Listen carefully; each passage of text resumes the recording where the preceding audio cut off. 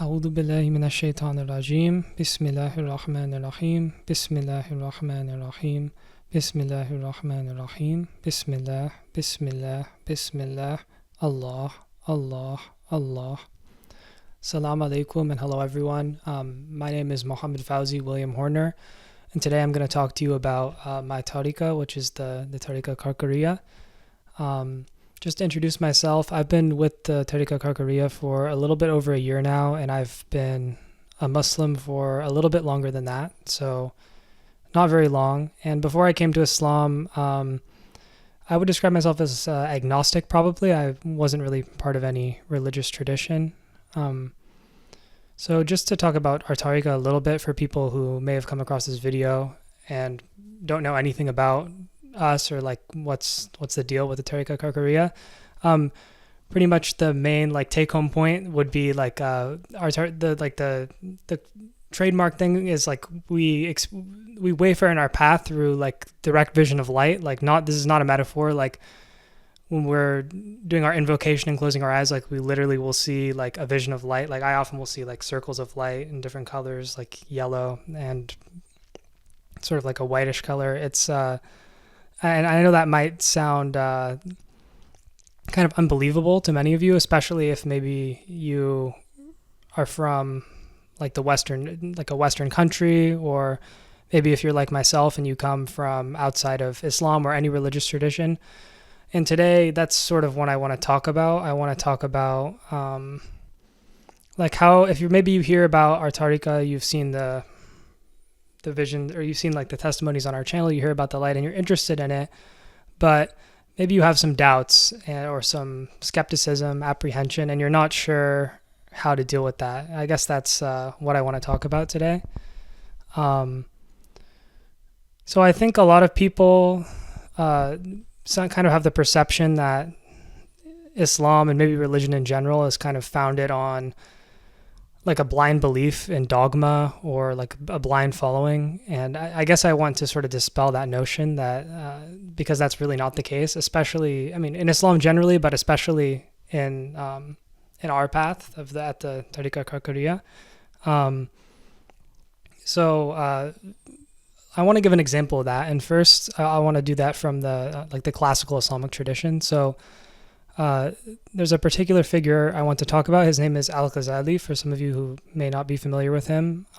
He was born in 1058 in the city of Tus, which is in modern-day Iran. And he was basically the most influential scholar of his time. He was a polymath, and he was proficient in history, philosophy, and he was also a mystic. And really the reason that I want to talk about him for the purposes of our discussion is because the way that he like questioned his own beliefs. So despite like his outward success, he was like one of the most accomplished scholars of his time, like at a very young age, in multiple disciplines.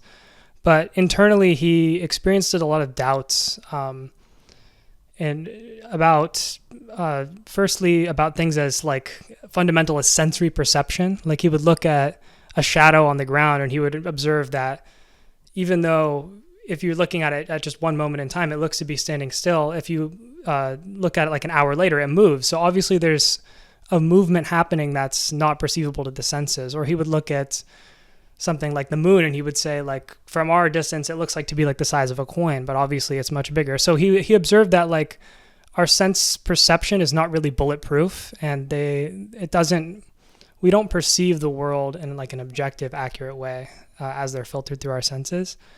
And he also began to question other sources of certainty. He even questioned like fundamental truths of math and logic, like 1 + 1 = 2. He sort of speculated that maybe there was like a higher judge besides the reason that was not perceptible to us, but if we were to become aware of it, it would sort of like demolish the certainty that we find in these truths. And he even questioned his own like Islamic tradition, despite the fact that he was so like accomplished in it and so well versed in the Islamic tradition. He questioned the idea of like finding certainty based on just like following authority and following a tradition, because he felt like just taking knowledge from other people was not a valid way to certainty. So this eventually made him like extremely sick, and like he had to stop lecturing. He couldn't speak, he couldn't eat or sleep, and he just felt like all of his fundamental beliefs about the world were sort of shaken to his core. And the reason why I bring Al-Ghazali up is because I guess I just want to show that the Islamic tradition is really about you can start with a fundamental skepticism and like questioning your own beliefs, and even not just your own beliefs, but like even like how can we have knowledge? You know, it's fundamentally like it involves like a profound self-inquiry and challenging your own beliefs. And that's the same is true in our path, like not just in the classical tradition. Our Sheikh, Sidi Muhammad Fawzi Al-Karkari, may God sanctify his secret, he always says that if you're skeptical, he doesn't want you to blindly follow him. He wants people to start from a place of skepticism. That's a good place to start. But he recommends that people pray what's called the Istikhara prayer, or the consultation prayer.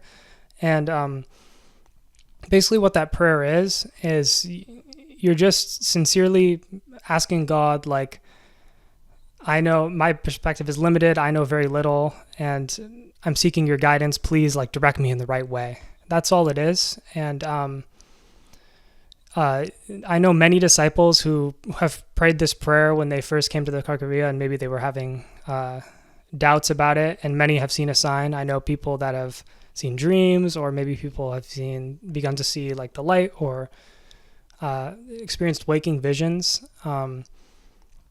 And that can happen for you too. So I would invite you, if you're interested in the light, but you are sort of experiencing doubts and it just seems sort of unbelievable to you from like where you're standing, which I can totally empathize with, you know, as someone that just recently converted to Islam and sort of came from that agnostic position. I would encourage you to do this prayer. I mean, what my sheikh recommends is, you know, just before you go to sleep, just take a shower, and then you can just maybe sit down in your room and just say a prayer, and just just do that for 7 days, and maybe you'll see a sign, and maybe you won't, but I think you don't really have anything to lose. It's such a small investment, and there's so much to gain, you know. In the case of Al-Ghazali, like, he never found a resolution to his crisis through reason. What he ended up writing in his autobiography was, he said that what ultimately resolved his crisis is that God cast a light into his heart. And that's something that I've experienced, like when I was first coming to the path. Sometimes you're just so in your own head, you're just like questioning everything, and you're skeptical about everything, and you're just turning things over and over and over, and it just makes you, like, I don't know, it almost makes you sick. But I think if you can just like quiet that down for a minute, and just, even if you think that everything that I'm saying is like kind of BS, just like take a chance. I would invite you to try to pray the prayer, and I hope that you'll see a sign, and that inshallah you'll join us here on the path. Thank you for listening, and assalamu alaikum. Goodbye, everyone.